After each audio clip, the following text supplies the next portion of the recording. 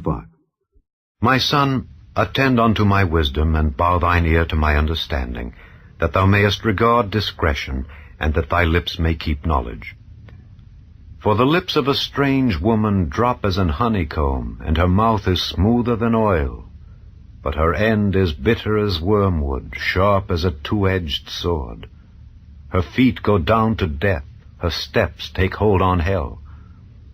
Lest thou shouldest ponder the path of life, her ways are movable, that thou canst not know them. Hear me now, therefore, O ye children, and depart not from the words of my mouth. Remove thy way far from her, and come not nigh the door of her house. Lest thou give thine honor unto others, and thy years unto the cruel, lest strangers be filled with thy wealth, and thy labors be in the house of a stranger. And thou mourn at the last, when thy flesh and thy body are consumed, and say, How have I hated instruction, and my heart despised reproof, and have not obeyed the voice of my teachers, nor inclined mine ear to them that instructed me. I was almost in all evil in the midst of the congregation and assembly. Drink waters out of thine own cistern, and running waters out of thine own well. Let thy fountains be dispersed abroad, and rivers of waters in the streets.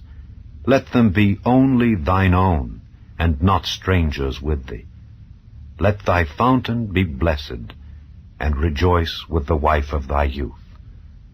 Let her be as the loving hind in pleasant roe. Let her breasts satisfy thee at all times, and be thou ravished always with her love.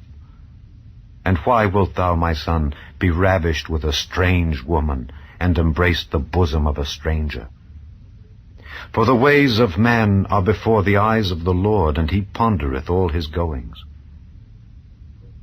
His own iniquities shall take the wicked himself, and he shall be holden with the cords of his sins. He shall die without instruction, and in the greatness of his folly he shall go astray.